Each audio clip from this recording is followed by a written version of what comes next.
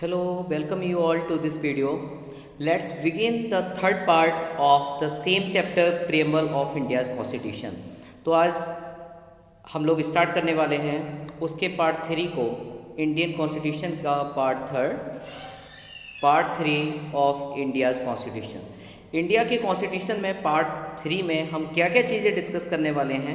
जैसा कि मैंने कल आपको बताया कि mainly we are going to discuss about the importance और द सिग्निफिकेंस ऑफ प्रियम्बल का क्या सिग्निफिकेंस जो है वो क्या इंपॉर्टेंस रखता है, इन सारी चीज़ों के बारे में बहुत ही डिटेल तरीके से स्टडी करने वाले हैं।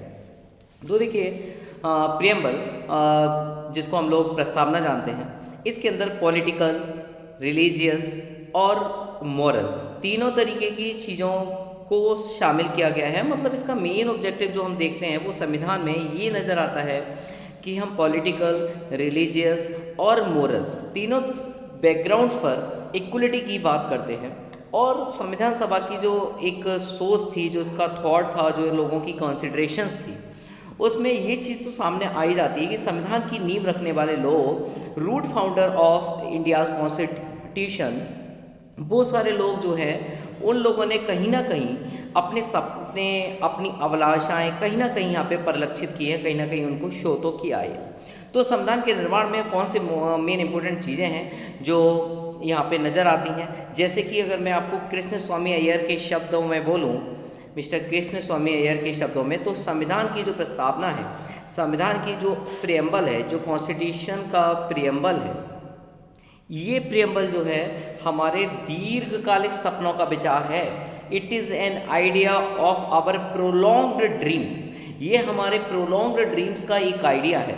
सो according to Krishna Swami Iyer, we can say preamble is an idea of our prolonged dreams. संविधान सभा के एक और मेंबर पंडित ठाकुरदास जी, जिनका नाम पंडित ठाकुरदास भार्गव है, उनके अकॉर्डिंग देखिए जाए तो वो कहते हैं कि प्रस्तावना जो है संविधान की सबसे सम्मानित भाग है। The most reputed, the most respected part of India's constitution is preamble. मतलब हर व्यक्ति ने अपने अपने तरीके से इस प्रियम्बल को डिफाइन करने की कोशिश की है। ये संविधान की आत्मा कहलाई जाती है। It is called the soul of India's constitution. इसको इंडिया के की कुंजी कहलाती है। इट इज़ अ की टू कॉन्स्टिट्यूशन। मतलब बहुत सारे टर्म्स के रूप में हम प्रियम्बल को जानते हैं। प्रियम्बल के लिए कोई सिंगल टर्म नहीं है। इसके लिए there are so many terms which have been coined by the popular analysers of such constitution. इस तरीके के कॉन्स्टिट्यूशन को रिसर्च करने वाले लोगों के सबके अलग अलग मत हैं और अलग अलग तरीके से हम प्रियम्बल्स को देखते हैं कि प्रियम्बल्स के बारे में लोगों ने अपने अपने शब्दों में बहुत सारी बातें कही हैं। जैसे कुछ लोगों ने बोला है कि प्रियम्बल अपने आप में आत्मा है, संविधान की आत्मा है, जबकि कुछ लोगों ने बोला ये कुंजी है, मतलब इट इज़ अ की टू कॉन्स्टिट्यूशन। ठीक है, तो ये सारी चीज़ें देखने को मिलती हैं। संविधान अपने आप में, संविधान का ये एक ऑर्नामेंट है। कुछ लोगों ने कहा है कि ये एक आभूषण है। तो किधर भी किसी तरीके से देखा जाए तो ये एक वो उचित स्थान है जहाँ कोई भी संविधान का मूल्यांकन कर सकता है। अगर आपको इसको इवेल्युएट करना है, if you want to evaluate the India's constitution, preamble is enough. अगर इंडिया के कॉन्स्टिट्यूशन को आपको इवेल्युएट करना है तो शायद प्रियम्बल पढ़ना ही काफ़ी है, जहां आपको इसके अंदर का जो मेन ऑब्जेक्टिव्स है वो शायद निकल के आ जाएगा कि कॉन्स्टिट्यूशन क्या कहना चाहता है। इसी वजह इसको इंडिया की कॉन्स्टिट्यूशन की सोल कहा जाता है, इसको की कहा जाता है, और भी बहुत सारे टर्म्स के रूप में इसको हम जानते हैं। एक बहुत ही फेमस इंग्लिश पॉलिटिशियन है, पॉलिटिक्स एनालिसिस करने वाले व्यक्ति हैं, सर अर्नेस्ट वार्कर। उनके वर्ड्स में बताऊं तो प्रस्तावना लिखने वालों को राजनीतिक बुद्धिजीवी कहकर सम्मान देते हैं। वो कहते हैं वह एक पॉलिटिकल विजडम रखने वाला व्यक्ति है जिसने इस प्रस्तावना को लिखा है।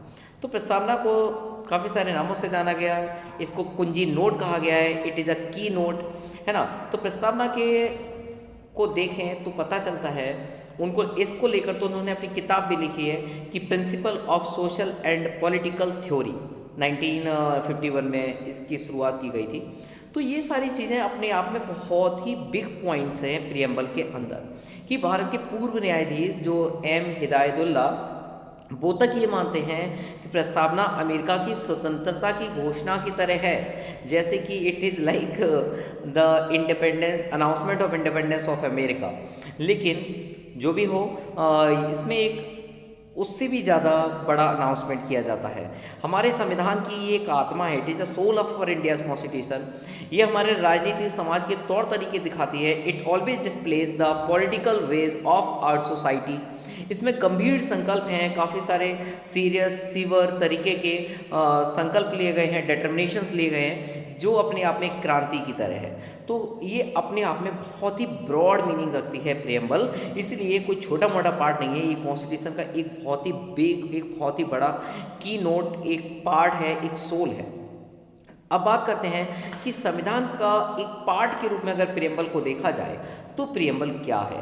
As a part of India's constitution, अगर हम प्रियम्बल को एक पार्ट माने, प्रियम्बल को क्या माना जाए, प्रियम्बल को एक पार्ट की तरीके से देखा जाए कि it is a part of India's constitution, a part of constitution.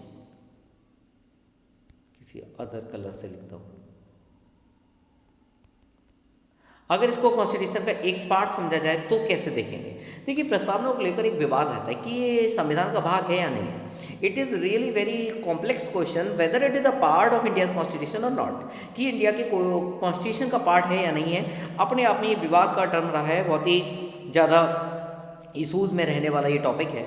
बिरुवाड़ी union जो अफेयर था उसमें भी ये बात आई थी कि उच्चतम न्यायालय ने एक बात कही थी कि प्रस्तावना जो है वो संविधान में निहित सामान्य प्रयोजन हैं, जो उसके बेसिक प्रपोजल्स हैं, उन सबको दर्शाता है। इसलिए संविधान निर्माताओं के दिमाग के लिए एक मतलब उनके दिमाग में जो आया वो उनकी बनाई हुई एक कुंजी है। इट इज़ अ की, अपने आप में एक की है। जैसे हम किसी भी की को देखकर सारी चीज़ें पता कर लेते हैं, ऐसे ही पूरे कॉन्स्टिट्यूशन को पढ़ने से पहले अगर हमें उसका बेसिक पता करना है तो हम कीज़ को पढ़ें और पता चल जाएगा, मतलब प्रियम्बल को पढ़ें, क्लियर कर सकते हैं। इसके अतिरिक्त अनुच्छेद में प्रयोग की गई व्यवस्थाओं को देखें तो काफ़ी सारे मीनिंग निकलते हैं। If we see in the articles of India constitution, तो there are so many meanings they can be find out. इस व्यवस्था के उद्देश्य से जो पता चलता है वो ये है कि प्रस्तावना की विशेषता स्वीकार करने के लिए उच्चतम न्यायालय ने कहा कि प्रस्तावना संविधान का भाग नहीं है।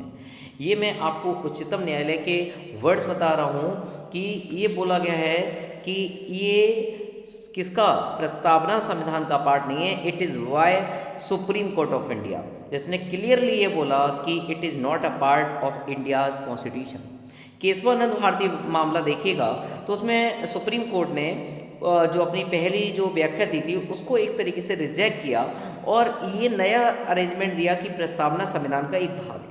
अब आप देखिए, सुप्रीम कोर्ट ने जो सबसे पहले अपना एक स्टेटमेंट दिया वो ये था कि प्रस्तावना संविधान का भाग नहीं है, preamble is not a part of constitution. जबकि 1973 में कॉन्स्टिट्यूशन इसके बारे में उच्चतम न्यायालय ने, सुप्रीम कोर्ट ने अपने पहले वाले दिए हुए स्टेटमेंट को रिजेक्ट करते हुए ये बात कही थी कि preamble is a part of India's constitution.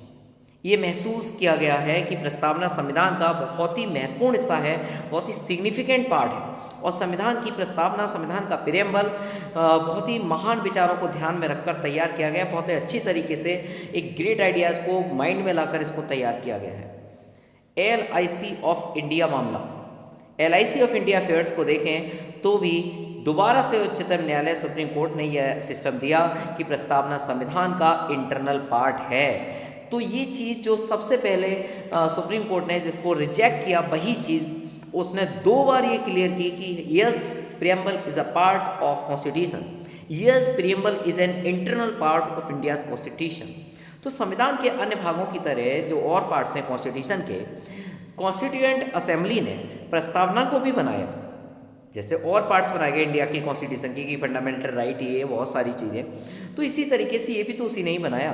परंतु जबकि अन्य भाग जो थे, जो अदर पार्ट्स हैं कॉन्स्टिट्यूशन के, वो पहले से ही बनाए जा चुके थे। बस इतना ही अंतर था कि प्रियम्बल लास्ट में आया, मतलब जो प्रस्तावना थी इसको लास्ट में शामिल किया गया। इस वजह से सभा द्वारा इसको स्वीकार किया गया है।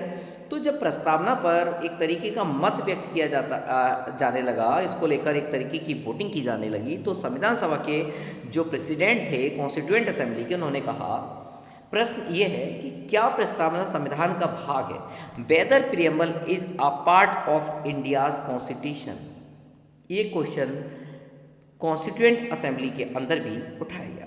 इस प्रस्ताव को तब स्वीकार कर लिया गया, लेकिन सुप्रीम कोर्ट द्वारा अभी रिसेंट में अगर आप देखें तो प्रस्तावना संविधान का भाग है। ये बोला गया है, इस संविधान के एक तरीके के जो जनक थे, जो इसके फादर्स थे, जिन्होंने इसको बनाया, उनके द्वारा किए गए डिसीजंस से साम्यता रखता है, उससे लिंक रखता है। So that is why preamble is a part of constitution. ठीक है, दो तथ्य बहुत ही इंपॉर्टेंट हैं। प्रस्तावना ना तो किसी विधायिका की शक्ति का स्रोत है, ना ही उसकी शक्तियों पर प्रतिबंध लगाने वाला है। ठीक है, तो एक तरीके से जो विधायिका होती है उस पर ना तो ये उसका सोर्स है और ना ही उस पर ये रेस्ट्रिक्शन लगाता है। ये अपने आप में नॉन जुडिशियल है, गैर न्यायिक है, नॉन जुडिशियल है, अर्थात इसकी जो व्यवस्थाएं हैं उनको न्यायालय में चुनौती नहीं दी जा सकती। Preamble can not be taken into the court, इसको कोर्ट में चुनौती नहीं दी जा सकती। ये प्रीएम्बल के अंदर एक खास बात है। जबकि you know well, supreme court के पास हम जा सकते हैं जब हमारे फंडामेंटल राइट्स वगैरह चलते हैं, लेकिन प्रीएम्बल को सुप्रीम कोर्ट के अंदर या किसी भी कोर्ट के अंदर, न्यायालय के अंदर चुनौती नहीं दी जा सकती। इसको लेकर आप कोर्ट में नहीं जा सकते। और क्या खास बातें हैं, क्या इसमें संशोधन हो सकता है? जरा एक और क्वेश्चन पर डिस्कस करते हैं, वेदर अमेंडमेंट इज पॉसिबल। क्या आपको लगता है कि अमेंडमेंट जो है प्रीएम्बल का, अमेंडमेंट इज पॉसिबल?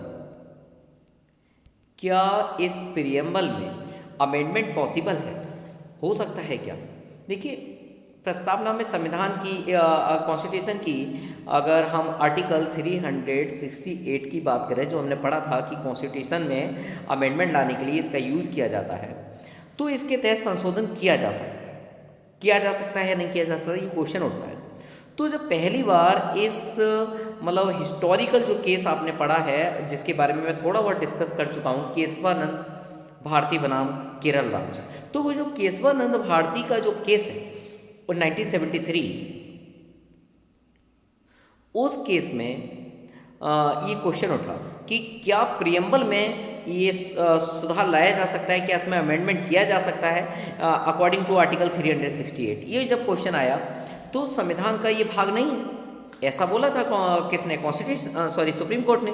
जब ये बोला गया था उस टाइम कि सुप्रीम कोर्ट ने कि ये उसका पार्ट नहीं है, ये कॉन्स्टिट्यूशन का पार्ट नहीं है, तो फिर ये बोला गया कि 368 के जरिए संविधान के मूल तत्व, मूल विशेषताएं, मतलब जो एक बेसिक उसके अंदर एलिमेंट्स हैं, जो बेसिक उसकी स्पेशलिटीज़ हैं, ठीक है, जो प्रस्तावना में दी हुई हैं, उनको ध्वस्त करने वाला संशोधन नहीं किया जा सकता। कहने का मतलब प्रीएम्बल के अंदर कुछ ऐसा नहीं किया जा सकता जो उसके बेसिक स्ट्रक्चर को दूर करता हो। हालांकि सुप्रीम कोर्ट ने ये भी अरेंजमेंट दिया कि प्रस्तावना संविधान का एक पार्ट है। बाद में मैंने बताया कि उसने ये भी पार्ट दिया था 1973 के इस डिसीजन के बाद उसने इस बात को एक्सेप्ट भी कर लिया कि हाँ, preamble it is a part of India's constitution.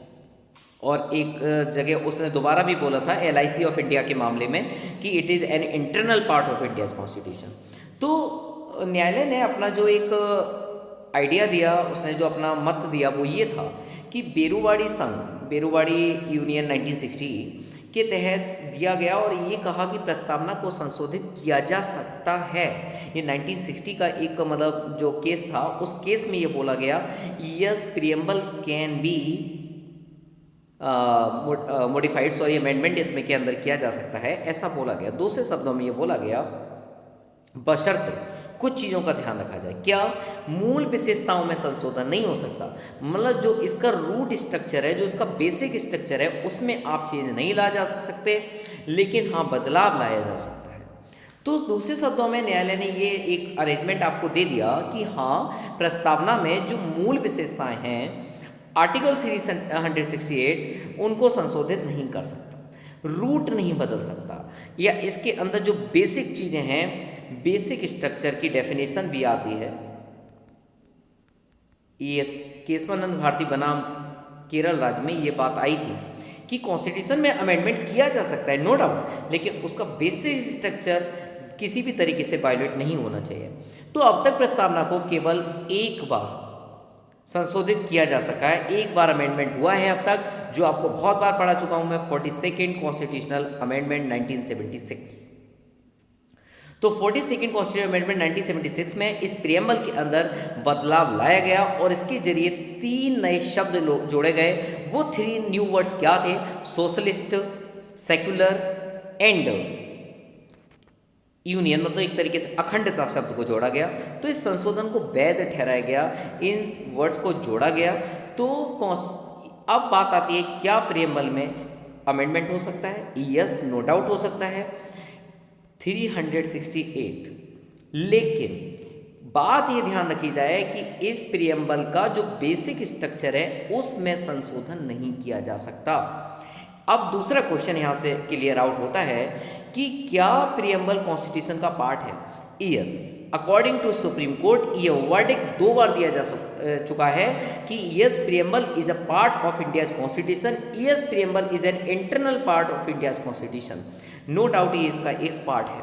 Importance आपको समझ में आ ही चुका होगा कि ये कितना ज़्यादा इम्पोर्टेंट है। लोगों ने इसको आत्मा बोला है संविधान की, लोगों ने इसको की नोट बोला है, लोगों ने इसको की बोला है। So there are so many things which can be concluded after reading this chapter. Preamble is a basic part of India's constitution. We can find out the whole constitution's evolutions only reading the preamble. तो hope so आप लोगों को ये chapter बहुत अच्छे से समझ में आ गया होगा कि प्रियम्बल क्या है, इसका क्या रोल है, क्या क्या बड़ी बड़ी बातें हैं इसके अंदर समझाई गई हैं, जो पूरे संविधान को पढ़ने के बाद हम समझते हैं वो शॉर्ट में भी समझ में आ जाती हैं। तो ये सब था प्रियम्बल को लेकर, जिसके बारे में हम लोगों ने आज डिस्कस किया कि आखिर प्रियम्बल क्या है, क्या इसका मेजर रोल्स है। और कल से हम एक नया चैप्टर स्टार्ट करने वाले हैं पॉलिटी के अंदर ही, और ये चैप्टर आपका यहीं पर ओवर होता है। होप सो आप लोगों को ये वीडियो लाइक हुई होगी, आप लोगों को अच्छी लगी होगी। हाँ, अगर आपको अच्छी लगी हो वीडियो तो प्लीज़ चैनल को सब्सक्राइब कीजिएगा, लाइक कीजिएगा और अपने फ्रेंड्स के साथ शेयर करिए, क्योंकि नॉलेज बढ़ने से बढ़ती है। पढ़ेगा इंडिया तभी तो बढ़ेगा India. Thank you so much.